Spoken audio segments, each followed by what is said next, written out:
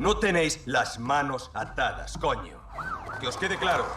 Un agente de policía en la calle, si conoce la ley y sabe cómo aplicarla, si sabe escribir un informe claro y conciso, si comprende su propia autoridad, gana. Y no gana a veces, gana siempre, todas las putas veces. Me da igual lo que hagáis ahí fuera. Cuando entráis en la sala de un juzgado de esta ciudad, vuestra palabra está por encima. ¿Y si es un caso importante? ¿Si descubrís drogas y armas? ¿Si trincáis a los que disparan? Joder.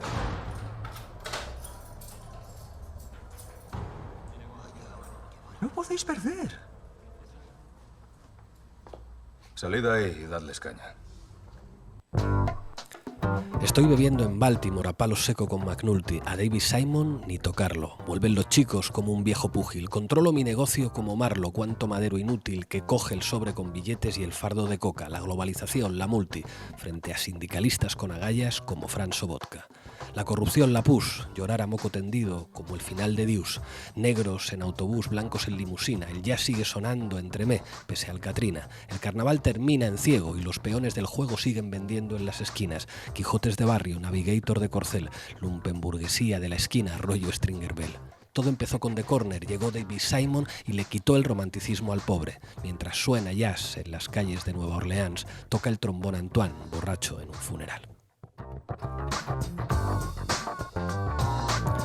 Los versos son de Nega y Tony de Los Chicos del Maíz. David Simon, un periodista cabreado, se hizo escritor y nos empezó a enseñar marxismo, haciendo las series que son hoy la gran novela americana. Que se joda el espectador medio, que se joda Shakespeare y que se vayan a la mierda el gran personaje y sus tramas. Con David Simon vuelven la tragedia griega y Bertolt Brecht y las ciudades se volvieron personajes. Geografías de la lucha de clases y relaciones de poder determinadas por la crueldad de los dioses olímpicos del capitalismo.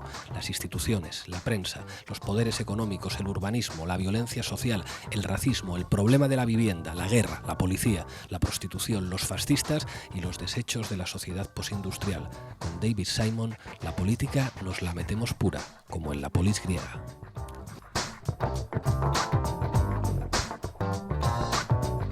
Cuando conozco a alguien que me gusta, le propongo siempre que no deje ni una serie de David Simon sin ver. No hay mejor curso de doctorado para saltar al tatami de la lucha política con cinturón negro de doctor en sociología del capitalismo. Hoy en La Base hablamos de David Simon y hablamos con David Simon de su última serie, La ciudad es nuestra. ¿Que se joda el espectador medio? No. Que se joda el poder. Esto es La Base y aquí nos gustan los Public Enemy. Fuck the power. Bienvenidos y bienvenidas.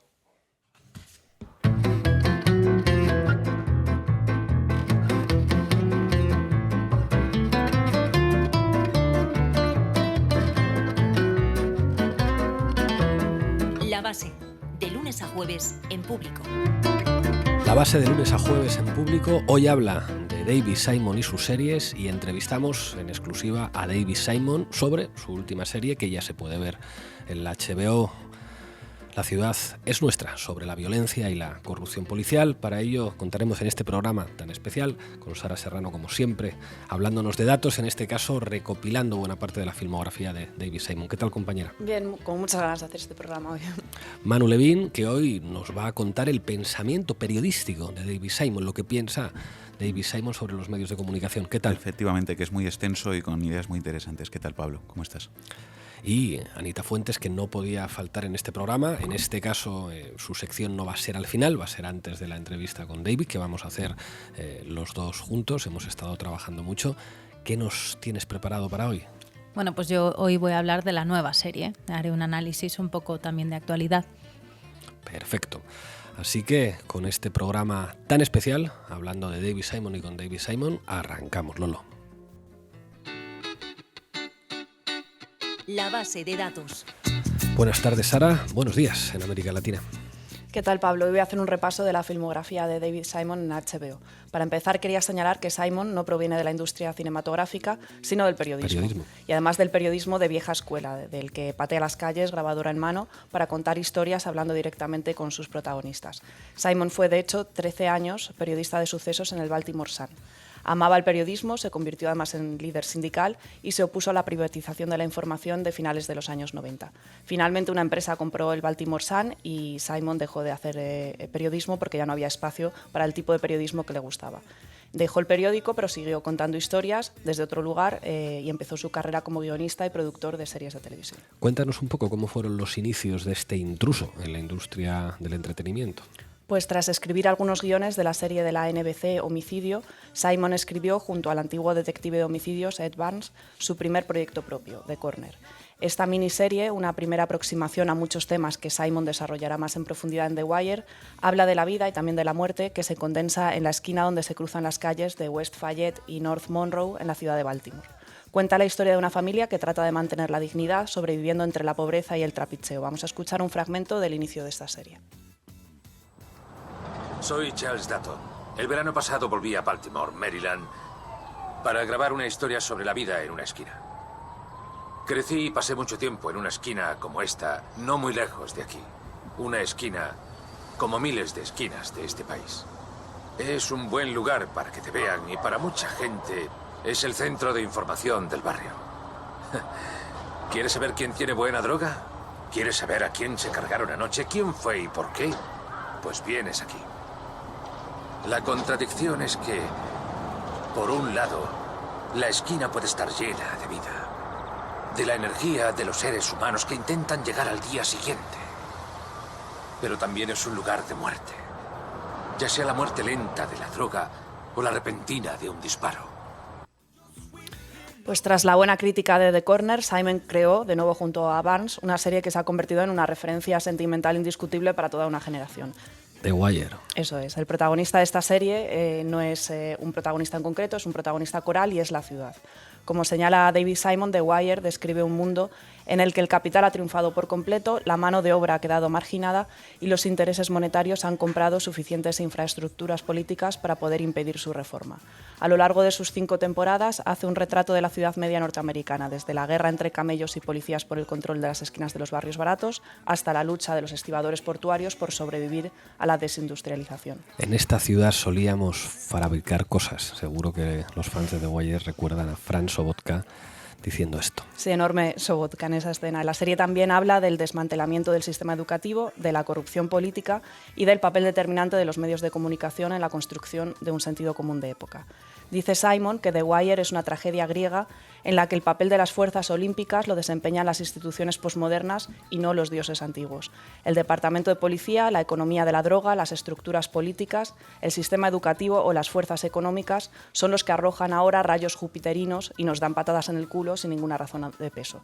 Vamos a escuchar una escena en la que D'Angelo explica esto a través de una partida de ajedrez. Estos de aquí son los peones, son como soldados y se mueven así, solo un espacio hacia adelante, excepto cuando luchan que hacen así. Son como la primera línea, están en campo abierto. ¿Y cómo puedes llegar a ser rey? No es así. Mira, el rey siempre es rey, ¿vale? Todos siguen siendo lo que son, menos los peones. Y si un peón consigue llegar hasta el final del campo contrario, puede ser dama. Y como he dicho, la dama no es una coña. Es la que más manda. Vale, entonces, si llego al otro extremo, gano. Si consigues llegar hasta el rey del otro y lo atrapas, entonces ganas. Vale, pero si llego al otro lado, soy el jefe, ¿no? No es así. Los peones de la partida la palman rápido. Salen pronto del juego. Pues The Wire es una serie tan densa y con tantas aristas que podríamos estar hablando de ella horas. Decía que el protagonista de la serie es la ciudad, pero hay algunos personajes míticos, como el de Omar Little. Desde aquí nuestro homenaje a Michael K. Williams, que falleció recientemente, que interpreta a un camello que acompaña los domingos a su abuela a misa y pasea por las noches con una escopeta recortada por las calles de la ciudad haciendo justicia. A mí me gusta personalmente este personaje porque frente a la sobreacumulación de droga de Stringer y Avon, Omar elige una manera mucho más democrática de entrar en el negocio, que es la expropiación. Yo te quería preguntar, Pablo, ¿cuál es tu personaje favorito de esta serie? Hay muchos, pero hay uno por el que tengo un sentimiento especial, que es Lester Freamon. O sea, por ser un buen policía, investigar bien las cosas, le reprimen y le llevan... Le castigan y le llevan poco menos que a un pequeño despacho donde está trabajando solo, pero es el que entiende cómo funciona el trabajo policial y dice algo que es clave también para la política cuando dice seguir el rastro del dinero. O sea, el último lugar al que llega el dinero te está señalando a los verdaderos criminales, que al final son básicamente los operadores financieros. O sea, hay algo que en el discurso de Freeman y en la propia serie aparece, y es que el crimen es el capitalismo y que los principales criminales llevan chaqueta y corbata y están en grandes edificios. Así. A mí Lester Freeman también es uno de mis personajes favoritos. Bueno, pues después de The Wire, Simon adaptó el libro, un libro de no ficción, Generation Kill, a una miniserie con el mismo nombre. Esta serie lleva a la pantalla las experiencias de un reportero de la revista Rolling Stone, empotrado en una división de marines durante el asalto a Bagdad de 2003. Vamos a escuchar un fragmento de esta serie. Brad, tienes que rellenar el formulario por triplicado. Para los palés. Sí, señor. ¿Qué se sabe de los heridos de las minas? Se los han llevado. Uno ha perdido un ojo y el otro la pierna desde la rodilla. ¿Y sabe por qué el hombre de California los mandó a cumplir una misión que rechazó Alpha? La guerra tiene nombre oficial. Operación Libertad para Irak. Bueno, Generation Kill es un ejemplo de cómo Simon, abordando un tema de actualidad informativa, recordemos que cuando se estaba haciendo esta serie, Estados Unidos estaba en guerra en Irak, lleva el periodismo a la ficción televisiva. Pero este no es el único caso en el que Simon saca a relucir en sus trabajos de ficción su vena y su estilo periodístico, ¿verdad? No, de hecho, su siguiente proyecto lleva a la pantalla otro hecho real, la destrucción de Nueva Orleans tras el Katrina. Tremé es una carta de amor a Nueva Orleans y retrata cómo los vecinos de la ciudad tratan de reconstruir sus vidas después del paso del huracán. Sin embargo, tal y como señala Simon, de lo que realmente habla la serie es de la importancia de la cultura en la vida de una ciudad americana. La música es el flotador que salva del hundimiento y el protagonista indiscutible de esta serie. Por Tremé pasan los sonidos del Mardi Gras, de la Second Line, del rhythm and blues, del funk, el folk, el jazz, el honky tonk y el rock. De hecho, hay varios cameos de grandes nombres de la música. En la serie aparece Elvis Costello, Allen Toussaint, Dr. John, Steve Earle, Kermit Ruffins, entre otros muchos. Vamos a escuchar un fragmento en el que John Goodman, que interpreta a Creighton Burnett, que es un incansable luchador por la dignidad de la ciudad, comenta lo que es sobrevivir a la tormenta. No corren buenos tiempos por aquí. ¿Os suena? 1880, no lo olvidéis. La ciudad se derrumba entre las cenizas. Ha quedado sepultada por un río de lava, de impuestos, fraude, mala administración. Vaya, cuánto cambian las cosas. Su estado es tan malo que cuando escribo sobre esto nadie cree que digo la verdad. Y esto es lo mejor. Pero es mejor vivir aquí, entre el esparto y las cenizas, que ser dueño de todo el estado de Ohio. Aquí hay muchos de Ohio, así que ya sabéis de lo que habla. Lafcadio Hearn no fue el primer hombre en enamorarse de Nueva Orleans y no fue el último. Sus fraudes y farsas representan algunos de los peores excesos y afrentas de este país.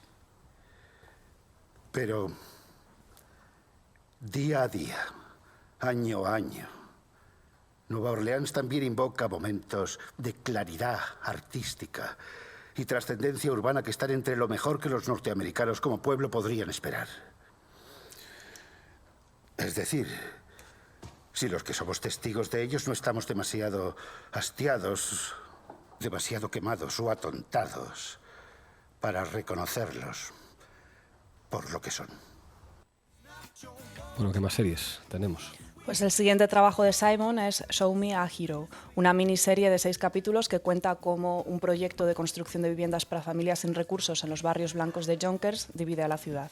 La serie explora las contradicciones que sigue generando la cuestión racial en la comunidad blanca progre de Estados Unidos y el proceso de acumulación por desposesión a través de políticas de urbanismo. Vamos a escuchar un fragmento de esta serie en la que los políticos de la ciudad exponen sus posiciones.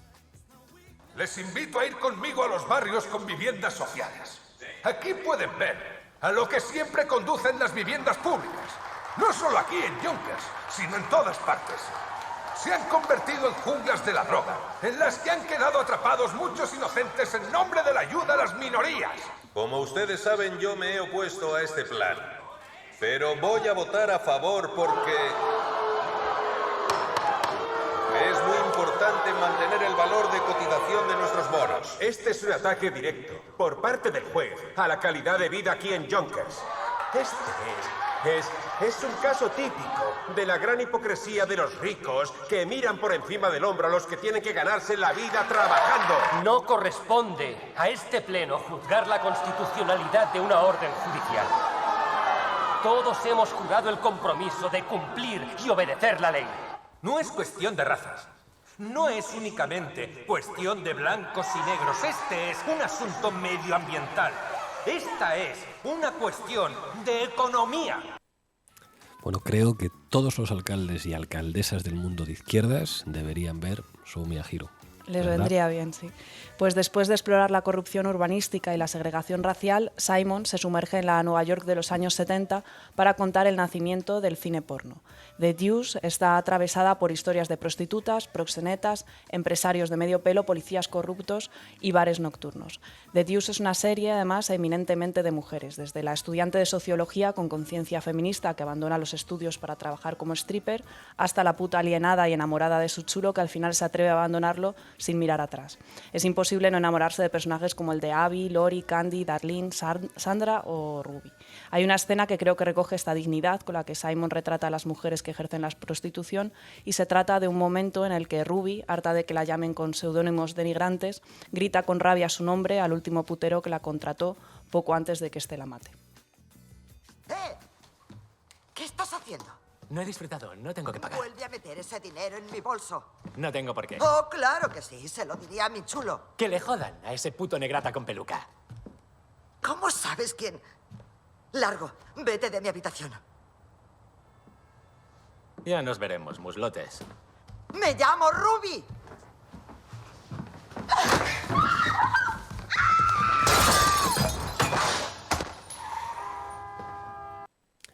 The Deuce es una serie cruda y tierna al mismo tiempo que nos muestra, desde la mirada femenina, además, la deshumanización de las mujeres en la industria del sexo. Bueno, ¿qué más tenemos? Pues por último quería hablar de La Conjura contra América, una serie de política ficción basada en un libro de Philip Roth en el que se especula con la posibilidad de que hubiera triunfado el fascismo en Estados Unidos durante la Segunda Guerra Mundial.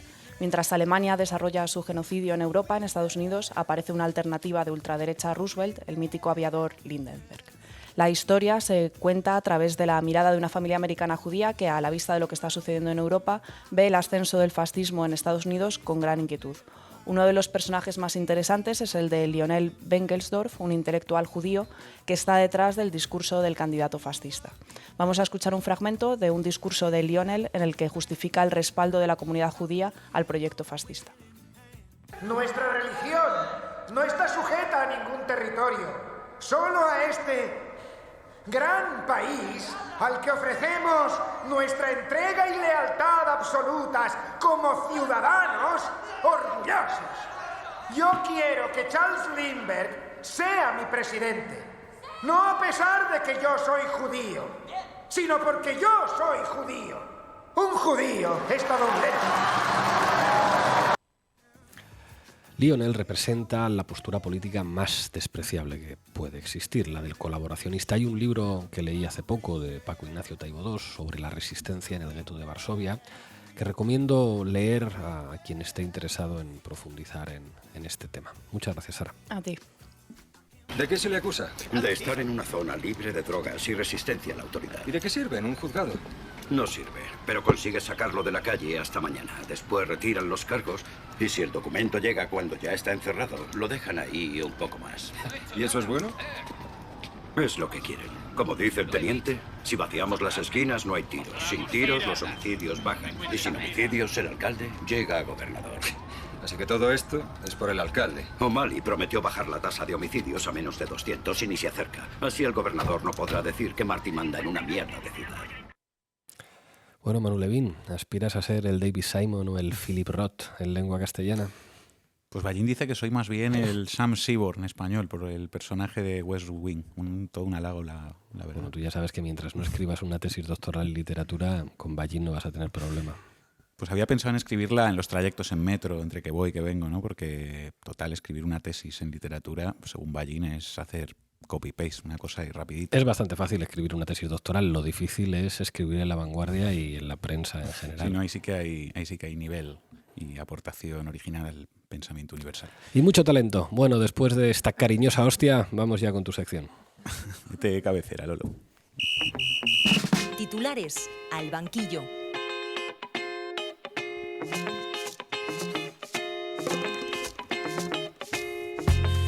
Bueno, pues como habéis dicho, David Simon es periodista y además de los de patearse la calle, y efectivamente trabajó muchos años en un periódico, el Baltimore Sun, antes de dedicarse a escribir guiones para series de ficción. En la propia serie The Wire, uno de los elementos principales que se retratan son precisamente los medios de comunicación, pero David Simon también ha reflexionado mucho, fuera de los guiones de sus series, en entrevistas y en conferencias, sobre los medios de comunicación, sobre la crisis del periodismo, sobre las problemáticas que introduce Internet y las redes sociales, sobre la cuestión de la mentira y, en general, sobre los problemas vinculados a la mercantilización de la información y al modelo empresarial en los medios de comunicación. Así que, si os parece, vamos a comentar algunas de las ideas de David Simon en relación al poder mediático. Hoy en La Base analizamos las reflexiones de David Simon sobre los medios de comunicación. Adelante, Levin. Pues vamos a escuchar primero algunos cortes de una entrevista de David Simon con un periodista veterano estadounidense que es Bill Moyers. Es una entrevista del año 2009, es decir, se hizo en un contexto bien diferente al actual, pero precisamente por eso creo que es interesante escuchar algunas de las reflexiones que Simon hacía ahí, porque en mi opinión anticipa muchas cuestiones que han ido ganando importancia en la crisis del periodismo y de los medios de comunicación. Primer corte que vamos a escuchar, David Simon, que de hecho cambió el periodismo por la ficción, reflexionaba sobre el poder superior de los relatos. ¿Puede la ficción decirnos cosas sobre la desigualdad que el periodismo no puede? Es algo que me he preguntado porque trabajé mucho en prensa. Hice mucho trabajo periodístico que creía que era muy bueno. Era un periodista muy riguroso y para mí intentaba explicar, por ejemplo, por qué la guerra contra las drogas no funciona. Escribía unos artículos muy detallados y documentados que se desvanecían, que se perdían en un limbo. Convivían con editoriales que decían mano dura con las drogas, como si no hubiera dicho nada incluso mi propio periódico. Y pensaba, joder, esto es muy difícil demostrarlo con hechos.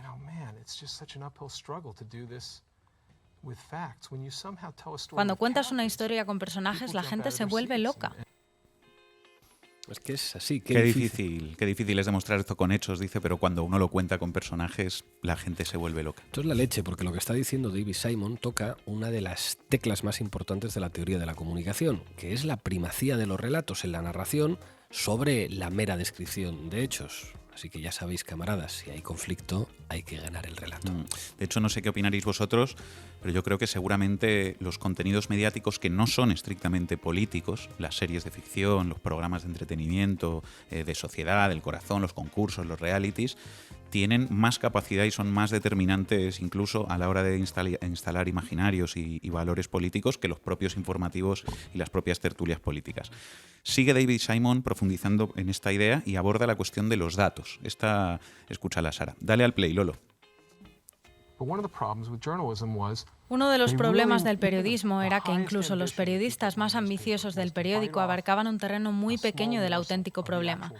Abarcaban una cosa muy pequeña, como por ejemplo, vamos a hacer una serie de artículos sobre el envenenamiento por plomo en la pintura y te vamos a enseñar lo nocivo que es. Y puede que consigamos que se haga una ley y luego escribimos las reacciones a nuestros artículos y lo presentamos a algún concurso. Y esa era la máxima ambición de los que tenían reputación de ser muy buenos periodistas. ¿Se debe quizás a que no podemos ir a donde la imaginación nos lleve? Estamos sujetos a los hechos. Bueno, y los hechos... Uno de los temas de The Wire es que las estadísticas siempre mienten. Que podemos hacer que digan lo que queramos.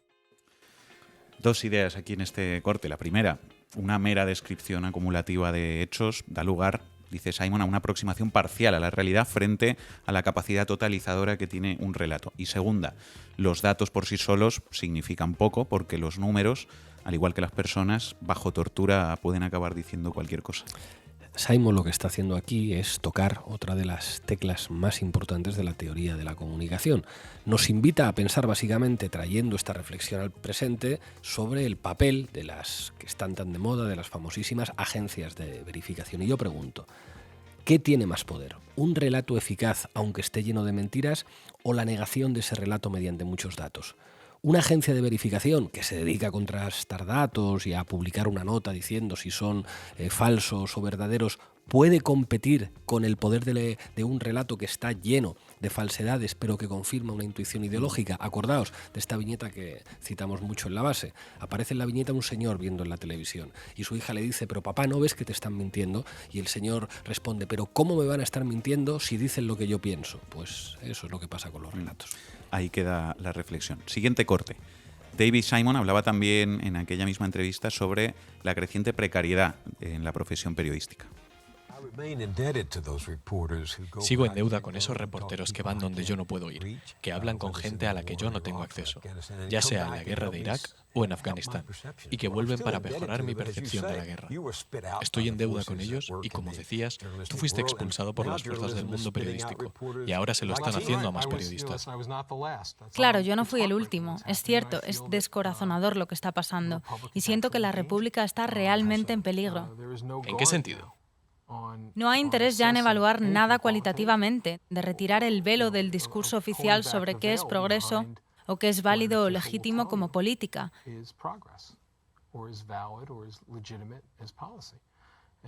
Y en ausencia de eso no puede salir nada bueno, porque hay una desincentivación absoluta de decir la verdad.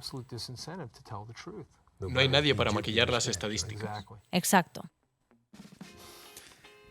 Es decir, para Simon, según hemos escuchado, el periodismo tiene una función esencial de vigilancia de la acción del poder, y la precarización y la reducción de las plantillas de las redacciones van haciendo imposible que se cumpla esa función. No habrá nadie para desmaquillar las estadísticas o para explicar lo que quieren decir los discursos del poder, se acaba diciendo claramente en la entrevista. Nos vamos a permitir recomendarle a David Simon que vea La Base para ver a un politólogo, a una matemática y a un filólogo tratando de desmaquillar las estadísticas y, sobre todo, tratando de explicar los discursos del poder. Igual hasta ya nos ha visto y yo creo que sí, para saber dónde se metía, ¿no? Y ahora nos despelleja en la entrevista. Puede ser. De todas formas, es interesante porque en este último corte hablan en concreto del periodismo de guerra, y lo que dice ahí Simon, yo creo que lo estamos viviendo en los últimos meses a raíz de la guerra en Ucrania. Recuerdo que alguien puso un tuit recientemente diciendo que en la cobertura de la invasión se estaba viendo la diferencia entre la infraestructura de corresponsales con la que todavía cuentan algunos medios públicos, como Radio Televisión Española, en comparación con unos medios privados más precarizados que han sustituido en buena medida sus redes de corresponsales por periodistas freelance a los que pagan 50 pavos la pieza, y así sucede que nos acaban sacando en las noticias de Antena 3, nada menos, las más vistas de España, vídeos cogidos de Twitter o incluso imágenes de un videojuego para ilustrar sus informaciones sobre la guerra. Siguiente corte. David Simon habla de uno de los factores estructurales que, en su opinión, explican la crisis del periodismo. Leí recientemente que le dijiste a The Guardian en Londres, y cito: ser un funcionario estatal o local en Estados Unidos sin periódicos debe ser uno de los sueños de la historia de la corrupción estadounidense. A ver, estaba siendo un poco hiperbólico. Pero está pasando, se está haciendo realidad. Y esto no es todo por Internet. El tono general del periodismo es el de la martirología. De ser mártires, ¿no? Sí, es como estábamos haciendo nuestro trabajo, vigilando la democracia, y de repente el mundo cambió, nuevas tecnologías. ¿Quién iba a pensar que el mundo nos iba a abrumar de esta manera? Me lo creería si no hubiera sido periodista durante los años inmediatamente anteriores a Internet, porque yo fui la tercera reestructuración del Baltimore Sun. Yo fui el periodista número 80 o 90 que echaron en 1995, mucho antes del gran impacto de Internet. Me fui en un momento... Esos despidos sucedieron en un momento en el que el Baltimore Sun tenía un beneficio del 37%. Todo el dinero del I+D, que se supone que tenía que reinvertirse en los periódicos para hacerlos más esenciales, más viables, más capaces de explicar las complejidades del mundo, fue para los accionistas de la Tribune Company o de la compañía del LA Times. Los tipos que manejaban los periódicos en los últimos 20 o 30 años son únicos en la manera en la que destruyen su propio sector. Los tipos que han dirigido los periódicos son los que se han cargado su propia industria. Otro elemento muy interesante en el que David Simon mete el dedo en la llaga, la contradicción que puede haber entre los periodistas que quieren hacer su trabajo y los dueños de los medios de comunicación, que son lógicamente los que mandan porque les pagan el sueldo a esos periodistas. Efectivamente, y en el fondo, de alguna manera, Simon entiende que el capitalismo y la información como negocio es un paradigma que es enemigo del periodismo. Por la extracción máxima de beneficios que no se reinvierten en mejorar el medio de comunicación, como escuchábamos, pero también, dice David Simon, porque resulta económicamente más rentable la basura que la información de calidad. Vamos a escucharle ahora diciendo precisamente esto, en ese mismo año 2009, pero en el Senado de los Estados Unidos, donde fue invitado a hablar sobre el futuro de los medios de comunicación. Entre los senadores allí presentes, por cierto, estaba un tal y joven John Kerry. Dale, Lolo. Lo hicimos a instancias de Wall Street y de la misma lógica de libre mercado sin restricciones que ha resultado tan desastrosa para tantos otros sectores estadounidenses. De hecho, el pecado original de los periódicos estadounidenses es ir a Wall Street como primera instancia. Desde el punto de vista económico, la desconexión es ahora evidente. ¿Qué les importa a los ejecutivos de los periódicos de Los Ángeles o Chicago si los lectores de Baltimore tienen un periódico mejor? Especialmente cuando se puede ganar más dinero. Puedes ganar más dinero publicando un periódico mediocre que uno bueno. La lógica de la información como negocio destruye al periodismo, es lo que viene a decir Simon. Y esto mismo se lo he escuchado decir también más recientemente en una entrevista con Reporte Indigo en 2017. Decía Simon, Wall Street descubrió que podía hacer más dinero publicando periódicos de mierda que publicando algo mejor. Bueno, esta sí que es una reflexión fundamental de lo que pasa a día de hoy con los medios de comunicación. La primacía del tabloide sobre el periodismo de calidad. Me recuerda a otra serie que os recomiendo ver a todos los seguidores de La Base, Press, que muestra cómo un periódico serio y tradicional se ve en una situación humillante al no poder competir con un tabloide amarillista y acaba viéndose arrastrado hacia el nuevo paradigma y hacer ellos también el amarillismo propio de los tabloides. Al final, el problema del periodismo de tabloide es que acaba intoxicando y vampirizando al conjunto del periodismo. Cualquier parecido con la realidad española será mera casualidad. Y esto lo dijo hace unos cuantos años ya Simon. Tanto la cuestión que escuchábamos antes de la extracción de beneficios y el vaciamiento de las redacciones de los medios, como esta que acabamos de escuchar sobre la mayor eficacia del tabloide, están detrás de la defensa que hizo David Simon en el Senado de Estados Unidos de un modelo de medios sin ánimo de lucro, que garantice la información como un derecho y como un servicio público. La lógica de Wall Street y del libre mercado no es ahora la respuesta. El capitalismo puro y duro nunca es la respuesta cuando se trata de una misión pública. Un modelo sin ánimo de lucro inquieta, especialmente si el modelo permite la propiedad y el control de las organizaciones de noticias a nivel local. Pero cualquier cosa que el gobierno pueda hacer para crear un estatus no lucrativo para los periódicos debería considerarse, y además debería considerarse todo lo que se pueda hacer para crear incentivos financieros o fiscales para que las cadenas de periódicos en quiebra o casi en quiebra transfieran o donen las publicaciones rentables a organizaciones locales sin ánimo de lucro. Un modelo de medios sin ánimo de lucro, lo deja bastante claro. Para acabar os voy a poner dos cortes más de una entrevista más reciente de David Simon, esta de 2019, hace poco tiempo. El primero, sobre el problema de la mentira, al hilo de una pregunta sobre Donald Trump. Creo que la verdad se ha devaluado de la manera más increíble. Yo vengo del periodismo y el periodismo ha sido vaciado y corporativizado de forma efectiva. Y creo que en algunos aspectos se ha salido del oficial en las redes sociales. Las mentiras que se pueden decir en un modelo de comunicación de masas fuera de la prensa oficial en las redes sociales no reguladas dan la vuelta al mundo 3 veces antes de que los medios de comunicación convencionales puedan hacer algo al respecto. Y este fenómeno es nuevo.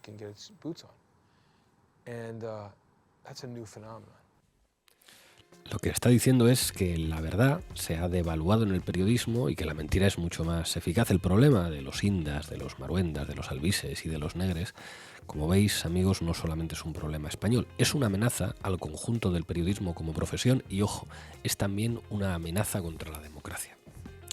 Último corte que vamos a escuchar, David Simon, sobre la cuestión de las redes sociales y lo que representan, en su opinión, en relación al periodismo. Let me ask you about Twitter and Facebook a little more. I mean, you have this love-hate relationship though with Twitter. You must. I mean, you're on Twitter.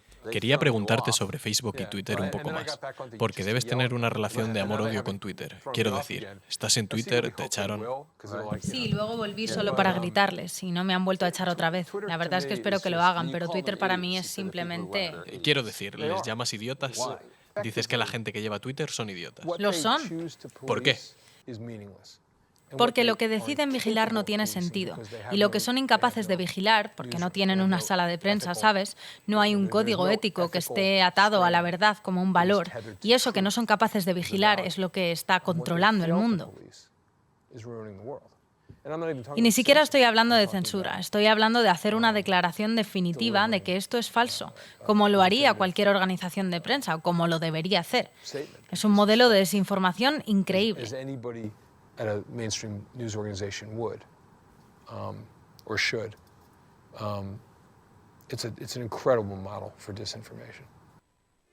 No sé lo que pensará ahora David Simon de las redes sociales, no sé si recordáis que precisamente por haber interactuado con él en Twitter se le llenó el timeline de fachas españoles que le ponían a caldo y David Simon respondía con bastante ferocidad. No sé si esa experiencia debe haber contribuido a que le gusten más las redes sociales. En fin, muchas gracias, Manu. El comisario Davis me pregunta cómo lo hago. ¿Cómo motivo a mis hombres? Y le digo que es muy fácil, que hay unas palabras mágicas que son horas extra. Y él me dijo, estupendo, sigue así, hijo. Eso, me dijo Davis. Y es justo lo que vamos a hacer, joder, vamos a seguir así. A partir de mañana trabajaremos de 8 a 4, pero entraremos a las 2. ¿Sí? ¿Sí? Claro, joder. Sí. Pero cuando entremos, que sea como Dios manda.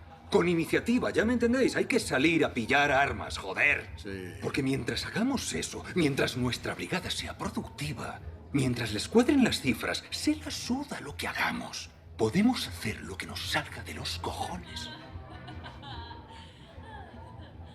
La ciudad es nuestra.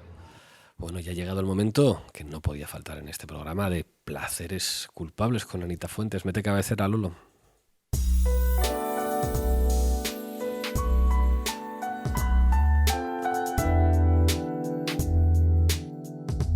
Placeres culpables con Anita Fuentes. Buenas tardes, Fuentes. ¿Qué tenemos para hoy? Hoy un placer no culpable 100%. El otro día me dijeron unos oyentes que me encontré en un evento que hacía mucho que no hablaba de series.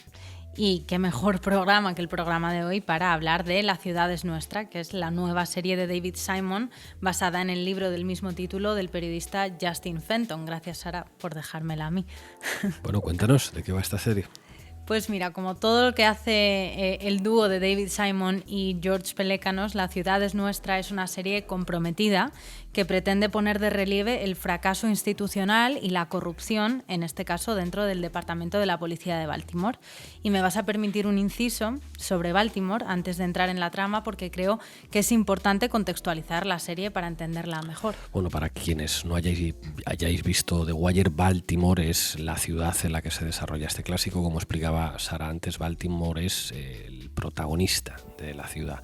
Y también es, como explicaba Manu, donde David Simon trabajó como periodista y de alguna manera se formó en buena parte de las historias que después compondrán sus relatos. Baltimore y David Simon, digamos, van siempre unidos.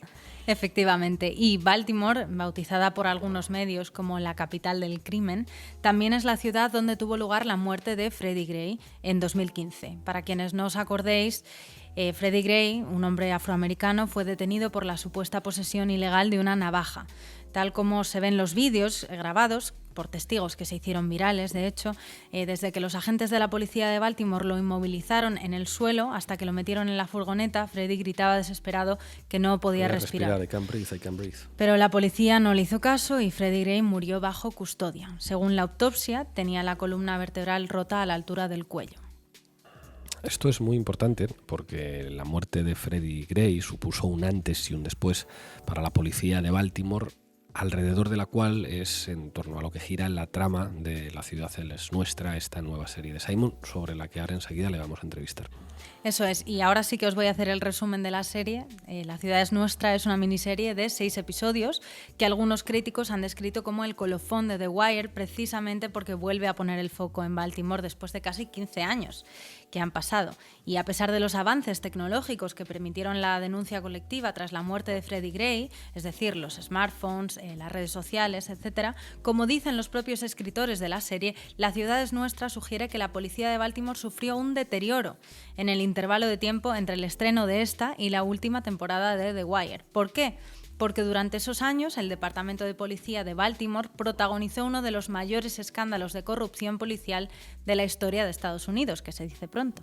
Y esta corrupción se intuye ya en la primera escena de la serie que hemos escuchado al principio del programa, nos lo vuelvo a poner, en la que el protagonista, el sargento Wayne Jenkins, da una charla a los cadetes de la academia sobre qué es y qué no es una buena actuación policial. Lo interesante de esta escena es que está editada de tal manera que el discurso de Jenkins se intercala con escenas de lo que realmente está ocurriendo en las calles de Baltimore. La gente de los barrios obreros está siendo acorralada, metida en furgones policiales, en juicios, en celdas. Bueno, los que lo veáis en YouTube veréis la escena, ¿no? De tal modo que ya desde la primera escena vemos pequeños fragmentos de un problema que no solo afecta a Baltimore, sino que afecta a todo el país.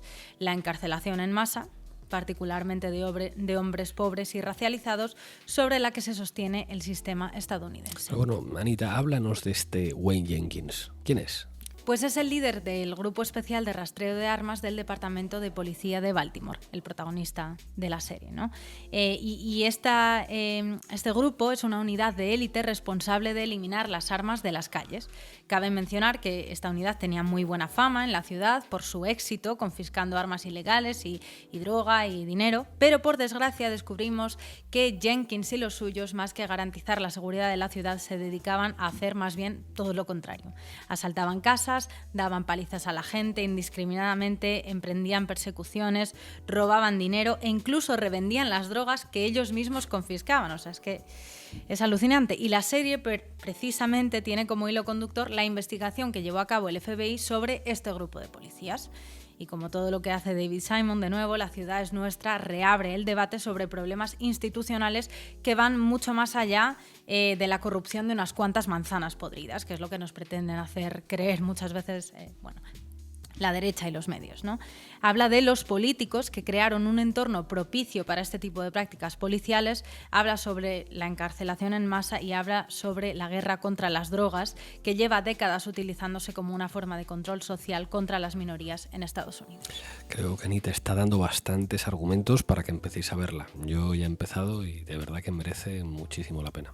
Y una razón más por la que hay que ver esta serie es que ha salido en un momento en el que la brutalidad policial sigue siendo un tema de total actualidad en la política estadounidense. De hecho, ayer, que fue el segundo aniversario de la muerte de George Floyd, Biden firmó una orden ejecutiva para lograr una actuación policial eficaz y responsable, reforzar la confianza entre las fuerzas policiales y la gente, bastante importante, combatir la delincuencia y promover la seguridad pública. Esta orden ejecutiva venía precedida del intento fallido de los demócratas de pasar la legislación, el George Floyd Justice and Policing Act, que tumbó el Partido Republicano en el Senado, como no podía ser de otra manera. Bueno, pues parece que entre tiroteo y tiroteo ha ocurrido algo bueno en Estados Unidos, pero aunque esta orden ejecutiva es un paso hacia adelante, no podemos olvidar, la propia Kamala Harris lo admitió anoche, que no consigue todo lo que debería, ¿no? Con esto se refiere a que la orden ejecutiva no aborda el problema de la inmunidad cualificada, un principio judicial que muchos tribunales de Estados Unidos han adoptado para proteger a los agentes de las demandas civiles por muerte por negligencia, como le pasó a Freddie Gray, y abusos. Bueno, un final un poco agridulce, pero hasta aquí mi sección de hoy.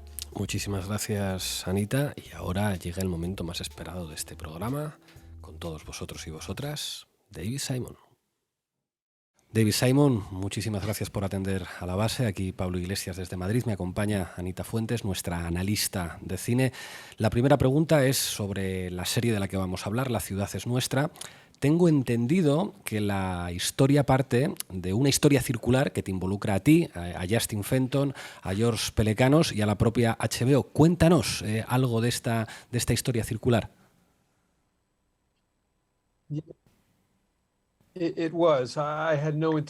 Sí, no tenía ninguna intención de grabar otra historia de delincuencia en Baltimore. No quería contar la misma historia dos veces, pero había leído los informes de Justin, vivía en Baltimore y entonces iba viendo toda la cobertura cotidiana del escándalo policial en Baltimore. Y entonces le llamé a Justin Fenton. Solía tener el mismo trabajo que él tenía. Y le dije, mira, esto tiene que ser tienes que escribir esto como un libro, tienes que dar un paso atrás de la cobertura cotidiana, porque hay un relato maravilloso, y acabó terminando este libro. Y ya no volví a pensar en ello. Digamos que yo respondí a esta historia de manera como amigo, como periodista, y entonces fue George Pelicanos, mi compañero de escritura en muchos proyectos, incluido The Wire. George recibió un encargo a través de HBO y volvió a mí y a Nina Noble y nos dijo, tenemos que hacer esto, deberíamos hacerlo. Y así es como acabé, digamos, sí, hay una historia ahí circular, porque de alguna manera yo animé a Justin para que hiciera de esto un libro y luego de pronto me lo vi delante para que hiciera una serie con esto. Hola, David, otra vez aquí Anita Fuentes. Mi pregunta que te quiero hacer primero es si tú dirías que La ciudad es nuestra es una continuación o, como algunos críticos la han llamado, un colofón de The Wire.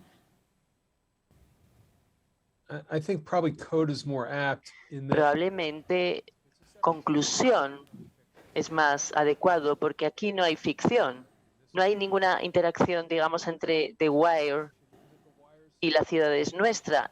Sí hay una conexión en el argumento, porque si tuviera The Wire un argumento político, hablaba de acabar de la guerra contra las drogas, acabar con la encarcelación masiva, hablar de cómo la guerra contra la droga ha destruido comunidades, familias, personas,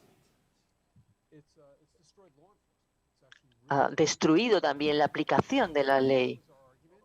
Este era el argumento. Empezamos a hacerlo hace 20 años. The Wire tuvo su tiempo. Nada cambió en mi país, nada cambió en mi ciudad. Las cosas empeoraron. Los departamentos policiales se hicieron más disfuncionales, más vulnerables a la corrupción, más incapaces de hacer las cosas que la policía tiene que hacer. En este punto, el mensaje es el mismo, pero ahora lo estamos escribiendo en mayúsculas, con mucho énfasis, que tenemos que acabar con la guerra contra las drogas. Así que sí, temáticamente están conectados. David, yo con cualquier persona a la que le guste la literatura o el cine termino hablando de tus series. En la época en la que era vicepresidente del gobierno en España, al menos 2 de mis escoltas, de los policías que me protegían, eran fans de The Wire. Les encantaba The Wire y a mí me sorprendía mucho hablar con ellos de esta serie. Te quiero preguntar por la opinión que te dan los policías que conoces sobre La ciudad es nuestra. ¿Qué te dicen tus amigos policías de esta serie sobre la corrupción y la brutalidad policial?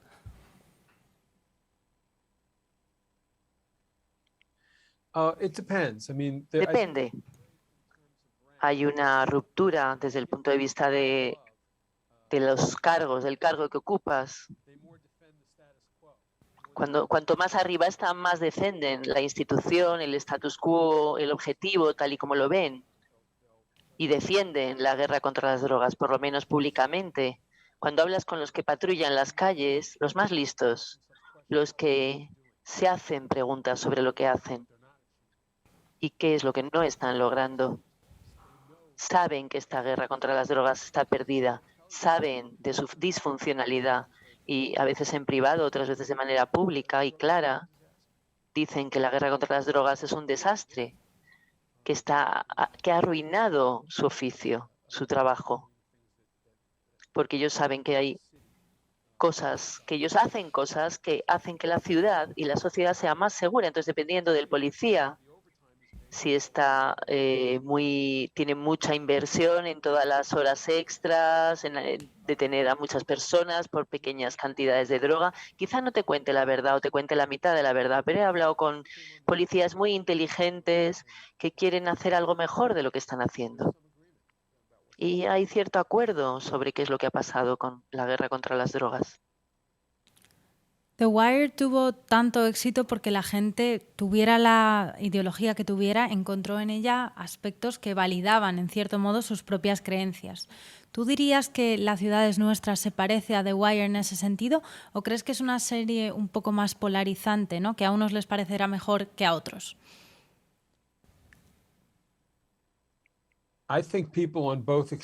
Creo que la gente de ambos extremos del espectro político no les gustará, porque si tu lema es respaldemos a la policía siempre tiene la razón, hay que respaldarla, hay que defenderla en todos los puntos, entonces no te gustará, porque esta es la historia de policías que no es posible defender y también de políticas que han llevado a una corrupción sistémica.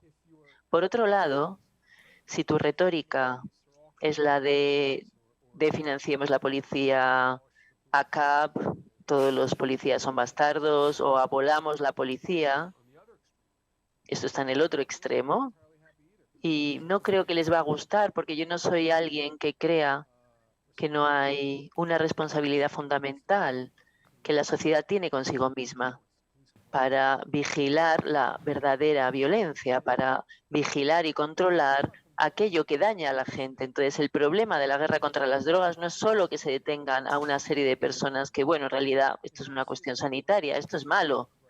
Cuando yo estaba hablando de las cuestiones de homicidio, bueno, ha pasado toda una generación desde que yo empecé a meterme en estas cosas. La tasa de detención era el 70% por asesinato. Las posibilidades de ir a la cárcel en mi ciudad, que tiene 3, 4 asesinatos al año,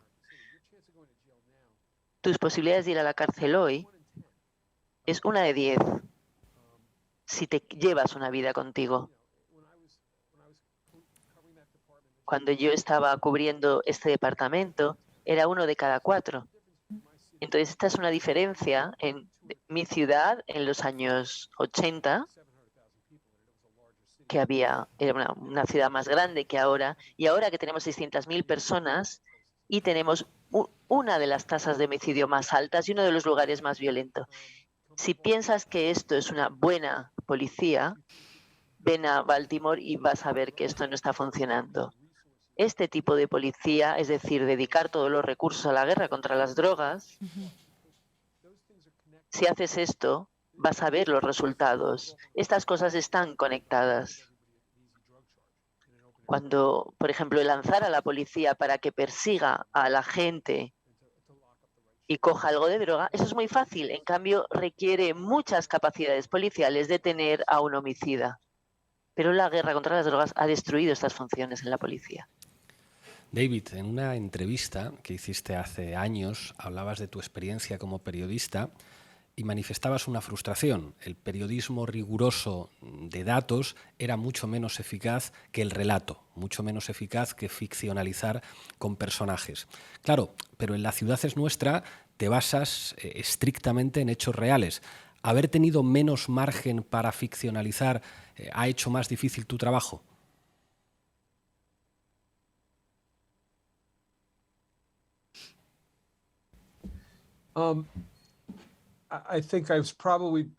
Creo que no creo que el periodismo no sea algo esencial. Yo lo hice mucho tiempo y admiro el periodismo serio, pero sí que tenía en algún momento determinada decepción, porque el periodismo antes hablaba de la narración también.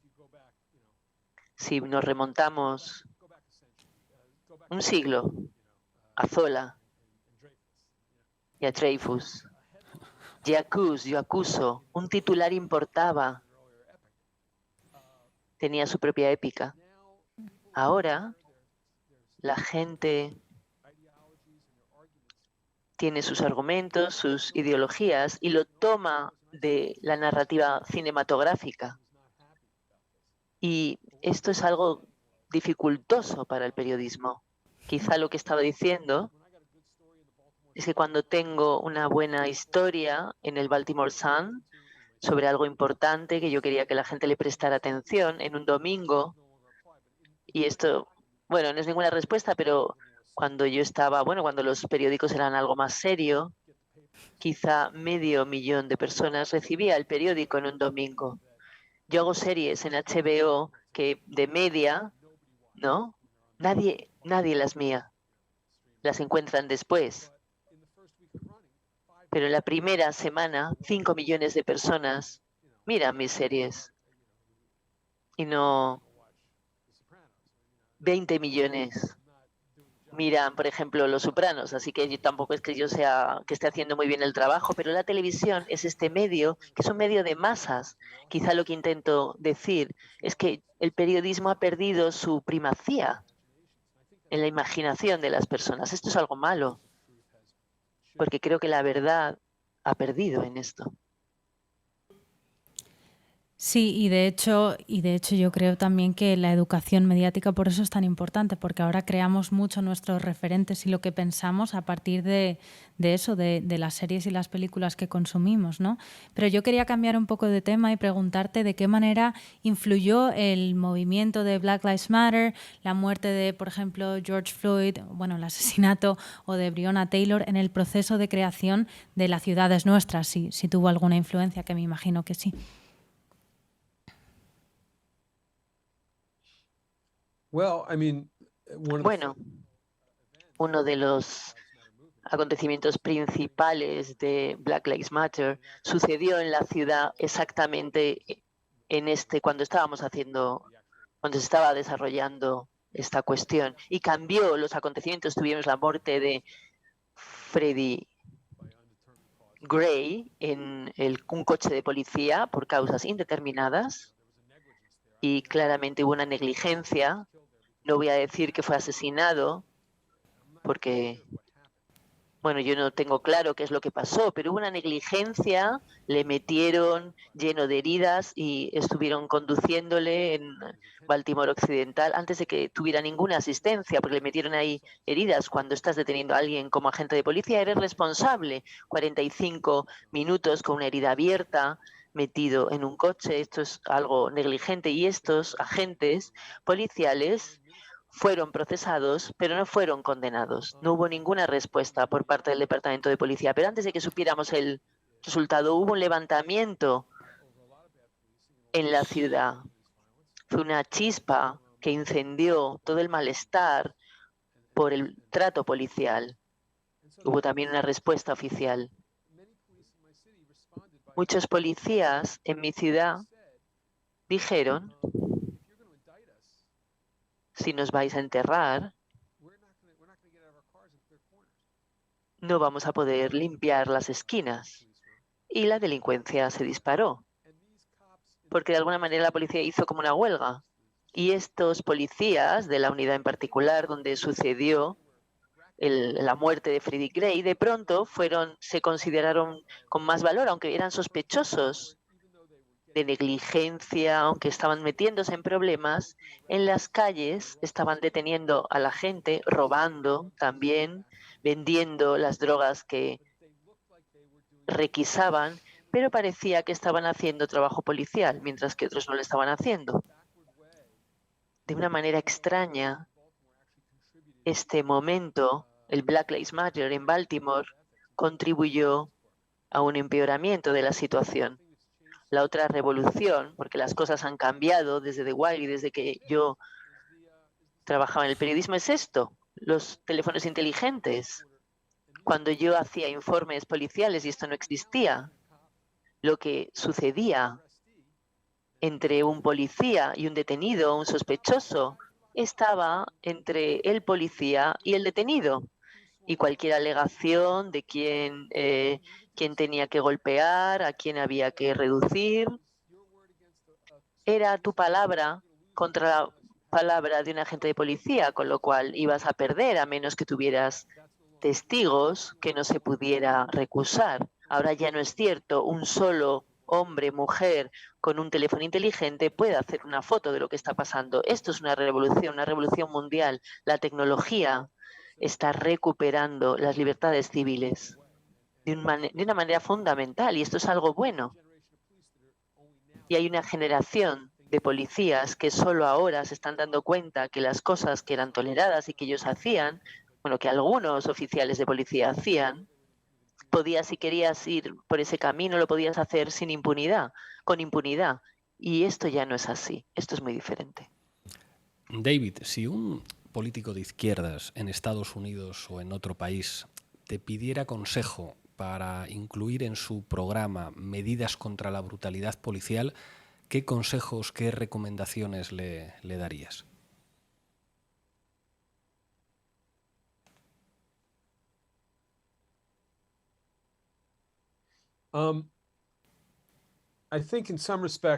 Creo que parte del mejor trabajo policial desde el punto de vista de mantener la integridad policial no lo hacen los propios organismos policiales. Empoderar organismos externos que sean vigilantes, que vigilen los organismos policiales sería fundamental. Es importante tener organismos independientes que tengan poder, que tengan autoridad legal para abordar las quejas. Las quejas no pueden ir al mismo organismo contra el que te quejas. Tienen que ir a una entidad separada. Tiene que haber buenos investigadores y autoridad para investigar estas quejas. Esto es fundamental.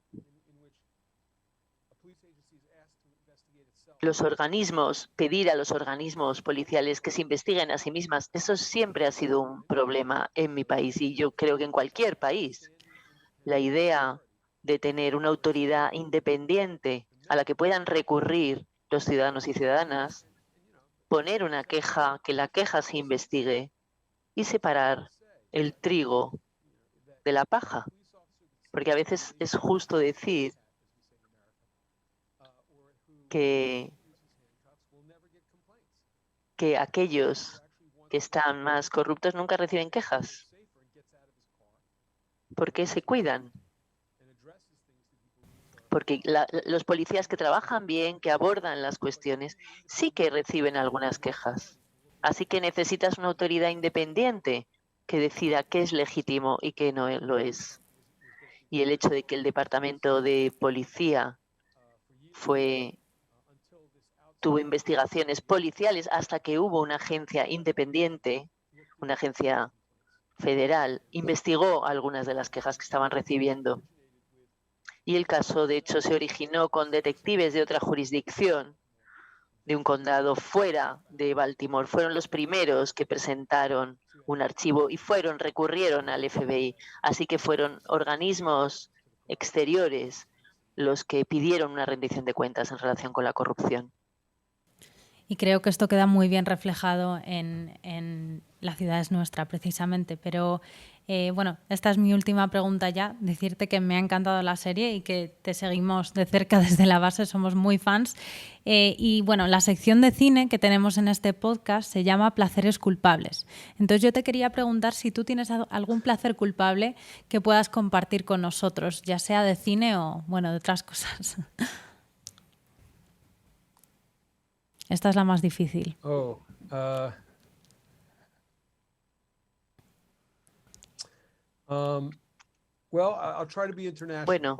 voy a intentar ser internacional, ya que esta es una entrevista internacional. Hay un par de series que creo que no han recibido la atención que merecían. Bueno, que somos muy malos para ver cosas que vienen de fuera de Estados Unidos, pero hay una serie alemana que se llama Heimat, que habla de esta ciudad entre las dos guerras mundiales. Me pareció brillante, muy bien hecha. Un director de fotografía con el que trabajo me la recomendó. Y luego hay una serie canadiense que está entre el drama y la comedia, parte del repertorio de una pequeña compañía que hace obras de Shakespeare. Y me da envidia, porque mientras están representando Hamlet, Macbeth, de hecho, se está representando en la propia compañía, o Hamlet está sucediendo en la compañía. Así que miras la obra en el escenario y al mismo tiempo la obra está sucediendo en los personajes, que son estos actores, estos directores. Es muy, muy lúcida. Cuando la veo, pienso, ¿qué hago haciendo historias de delincuencia en Baltimore cuando podría estar haciendo otras cosas? No sé qué más decir. No veo mucha televisión hasta que antes alguien dice, veo todo. Y me recomiendan algo. Bueno, ¿por qué no? Me gusta empezar algo que parece prometedor y de pronto lo cancelan Así que soy terrible a la hora de mantenerme al día de la televisión. Esto es mi mejor respuesta. David, la última pregunta no te la voy a hacer yo, te la va a hacer un grupo de rap que conoces, Los Chicos del Maíz, es el grupo de rap político más importante de España.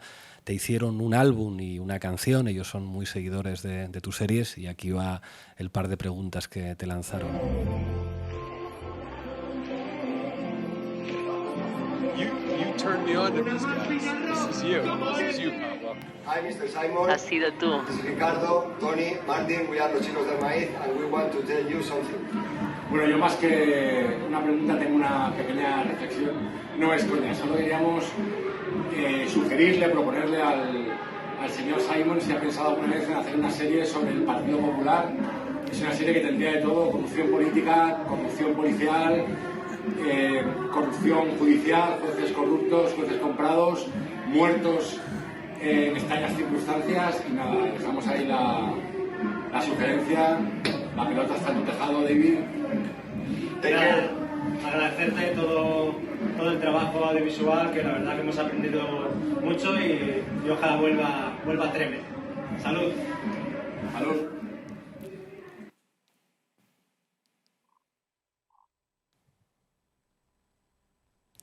I'd never had a song written about me before that. Sí, nunca me habían escrito una canción antes de que llegara su rap. Así que sí, bueno, sí que creo que tienes que escribir de lo que sabes. Y no conozco, aunque estoy seguro del mundo interconectado de la política española, tengo una pieza que sí que quiero hacer, grabada en España. Es histórica. De brigadas internacionales, sí, sí. Sobre la brigada, la Quinta Brigada. Tengo mucho afecto. Tengo muchísimo afecto por los hombres y las mujeres que llegaron de todo el mundo para luchar por la República Española. Tengo un primo. Y bueno, voy a contar la historia lo más rápido. Me la contó mi madre. No me parecía que fuera verdad porque era una historia demasiado perfecta. Tenía 26 años. Era un comunista judío en Nueva York. Creía en la idea de que la República Española había sido legítimamente elegida y que merecía reservarse. Alistó, se subió al barco con sus compañeros, llegaron a Rotterdam. Allí le detuvieron, le pusieron esposas, le enviaron de vuelta a Estados Unidos, porque en la panadería en la que trabajaba en Nueva York decía que había robado muchísimo dinero de la panadería. No lo había hecho, pero de una manera así muy judía. Había dicho: ningún sobrino va a morir de esta manera, ningún sobrino mío. Y le pudieron recuperar. Él nunca lo perdonó, nunca lo perdonó. Cuando mi madre me contó la historia, pensé: no, es demasiado buena, es demasiado divertida, demasiado judía. Años después estuve investigando un poco y encontré toda la documentación, recibí fotos de él en el barco de ida, de vuelta, de la detención. Todo sucedió, todo es realidad. Hace unos años un periodista del País, bueno, estuve en un festival de cine, ¿alguien quiere venir a España? Yo dije: sí, quiero ir a un restaurante muy conocido, pero no tenía reservas, llegué tarde, bueno, nunca voy a entrar, pero conté esta historia. Y por algún motivo, esta familia Roca dijeron: ¿sabes algo? Tienes una reserva para comer aquí con nosotros, así que has llegado a España. Pero sí, bueno, quiero escribir esta historia sobre la Quinta Brigada. Hablaré de los estadounidenses y no usurpar el papel de un escritor o escritora española que podría estar haciendo algo bueno para vosotros. Pues tenemos muchas ganas de verla. Sabemos que está MediaPro participando en el proyecto. Ojalá llegue pronto. Muchísimas gracias, David, en nombre de todo el equipo de La Base por atendernos. Hasta pronto y, como se decía aquí en castellano, pero lo decía gente de muchos sitios, no pasarán. No pasarán. Hasta pronto. Thank you, guys. Good to finally talk to you. Gracias. Maravilloso hablar en vivo. Bueno, llegamos al final de La Base. Ha sido un programa muy especial que nos ha hecho mucha ilusión hacer. Terminar además con David Simon levantando el puño y diciendo no pasarán, no lo consigue cualquiera. Lo hemos conseguido en La Base. Gracias, Anita, por haber gestionado esta entrevista. El trabajo ha sido fundamentalmente de Anita Fuentes, que lleva muchos meses en contacto con el equipo de David para haber hecho este programa posible. Y, por supuesto, hoy vamos a acabar con un temazo de los Chicos del Maíz. Con él empezábamos y con él acabamos. David Simon, hasta la semana que viene.